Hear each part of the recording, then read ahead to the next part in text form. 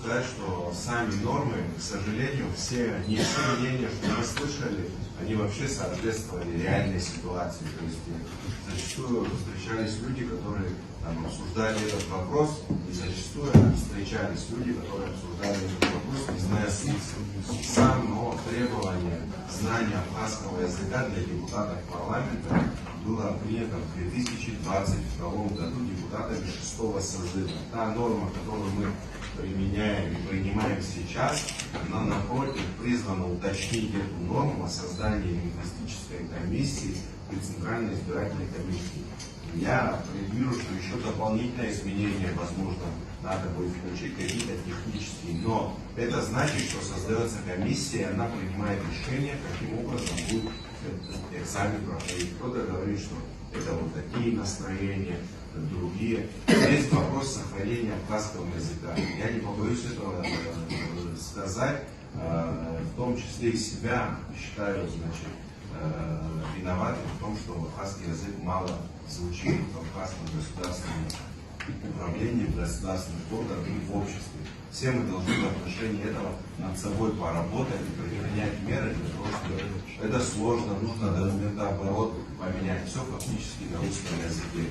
Но проблема и боль абхазского народа и народа, проживающего в Абхазии, состоит в том, что у нас есть некоторые сложности с тем, знает ли население родной язык страны. И мы должны к этому приложить усилия.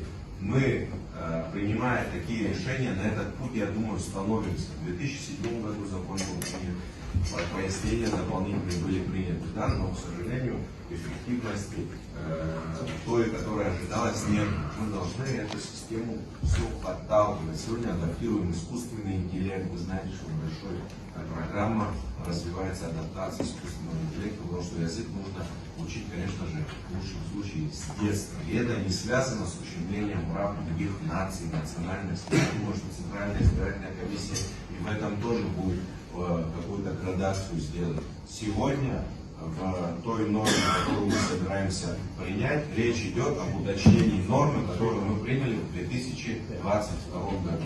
Не более того. Если хотите, это норма, которая уточняет и в каком-то смысле даже упрощает эту процедуру. В средствах массовой информации, к сожалению, неправильно преподносится информация, здесь никакого вопроса дискриминации или по национальным признакам не существует. И это точно, потому что в правовых актах, которые созданы в абхазском государстве, в первую очередь это Конституция Республики Абхазия, говорится в 6 статье, что наряду с абхазским русский язык тоже имеет государственное значение. То есть это о чем говорит здесь именно вот исходить из этой точки, если то русский язык тоже имеет здесь значение. Но сегодня идет речь о том, что сохранить абхазский язык.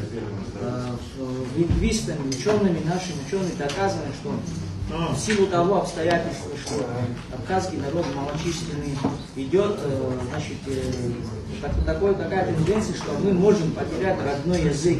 Ни в коем случае не должны этого допустить. Помните, когда Зураб Ачи, Царство Небесное, выступал, говорил, что первое, что когда вот мы выиграем войну, первое, что мы должны сделать, это первое и последнее, это закрепить государственный язык, абхазский язык. Именно по этому пути пошел парламент. Чтобы был заложен механизм реализации той нормы, которую еще принял 6-й созыв. Чтобы Центральная избирательная комиссия при регистрации кандидатов имела прописанную в законе процедуру, чтобы не было судебных тяжб у кандидатов, которые будут баллотироваться в одном округе, чтобы не было споров по итогам выборов.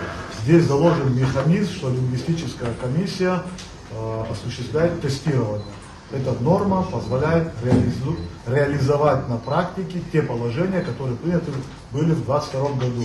Поддерживаем данный законопроект, и на предыдущем заседании сессии я по этому законопроекту в этой части также выступал. И потому что вот несколько дней, недель идут какие-то отзывы и фейсбуке, и в других местах информационно, якобы на наш парламент много чего сваливает, того чего нет. Хочу просто для статистики сказать, из 31 депутата Абхаза, максимум я за себя надуся, может еще один, кто плохо пока говорит по-абхазски. То есть по статистике из 31 29 хорошо говорят. Это проблема абхазского языка не в парламенте, чтобы люди понимали это. Просто вот здесь То есть, если у кого спросить, они все владеют нормально или хорошо абхазским языком. Поэтому после этого, когда мы это сейчас примем, я надеюсь, надо будет председатель вот обращается по образованию комитета позвать наш институт, нашу академию и спросить, какая методология, какие методы и все остальное придумали, сделали с 22 года хотя бы, потому что подготовиться тоже надо институту, академии. И зададим вопрос и посмотрим, какие открыты, сколько книг перевели и тому подобное, чтобы народ не говорил, что только в парламенте оказывается проблема. Это неправильно и это неправда. 92 года первый, кто принимал присягу, это Галус Парнаков Крестьян, капитан, замкомандиром. Первый, кто запался присягу принимать, это мне. Есть материалы Эма Ходжа. Иногда показывают, посмотрите, я бородатый такой. Это был первый, кто принимал. Почему я это говорю? После этого мартовской операции 16 человек со мной вместе пошли, 15 живыми вернулись. 16 погибли, здесь 7 раненых. Потом меня перевели в армянский батальон, так как я уже дважды участвовал в рамках таких мероприятий. И сегодня у нас 22 июля, вот буквально через 25 минут, я теряю свою ногу, подрываюсь на месте. 33 года прошло, сегодняшний день я подорвался на мине. Это я сделал и клятву дал, и готов был жизнь отдать. Я часть тела уже похоронил, который похоронен на кладбище у бабушки, возле ног. Когда я прихожу в кладбище, я вижу часть своего тела. И я опять, я говорю, я голосую за все. Я за абхазский язык. Но мне сегодня нет возможности научиться. Допустим, буквально 4 дня тому назад мы открывали 3 садика. Один в Пицунде, один в Гаграх, один в Цандрипше. Цандрипше садик открывали, и тогда президент был, мы ветераны подошли к президенту и сказали, что у нас есть предложение. Какое? Садик построен, бюджет 23 миллиона, 21 миллион отдал армянская община Абхазии.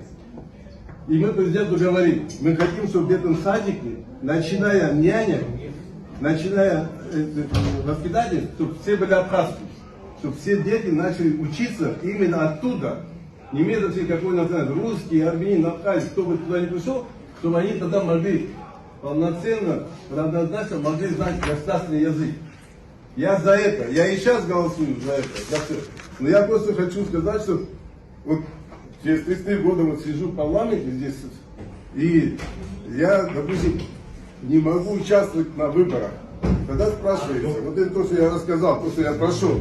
Галус Парнакович, из вашего выступления вы так преподносите, что мы против вас что-то делаем, понимаете? Я тебе, я говорю о ветеранах. Я говорю о ветеранах, который остался 5 лет еще где-то что-то быть.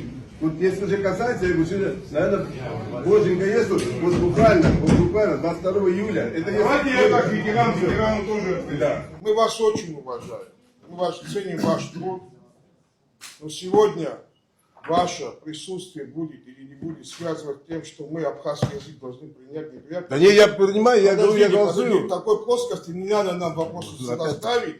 И то, что вы, как патриот, гражданин Абхазии, все, что вы сделали, это наш долг. Это мы, за это кто-то что-то не должен давать. Или кто-то за что-то не должен так делать. Понимаете? Вы 2 созыва здесь сидели. Вас страна, как его, честно говоря, во всем поддержала и правильно сделала. Я считаю, что это правильно. Вам ни в чем не отказали. И не надо вот это вот, знаете, вот эту плоско спускать, что здесь зависит будущее нашего народа абхазского, малочисленного. Мы выживем как этнос, будем мы носителем своего языка или нет. И где-то вот это подвязывать, вот это ваше эмоциональное выступление, извините, пожалуйста. Мы с вами, как ветераны, сделали свой долг. И это долг каждого гражданина Абхазии. Не надо одно к другому подвязывать. Об этом речь вообще не идет. Вообще, к чему это разговор? Вы не можете участвовать. Сожалею, что не можете участвовать. Но закон так гласит. Закон принят был 5 лет назад. Еще, может быть, сможет. Оставил. Определенные знания. Борисович сказал, Коллеги, Коллеги, Если мы это ничего не примем, будет по аналогии, Дмитрий Михайлович, если я что-то неправильно скажу, подбер, по аналогии выборов президента Республики Абхазия. А там очень жесткие требования. Понимаете?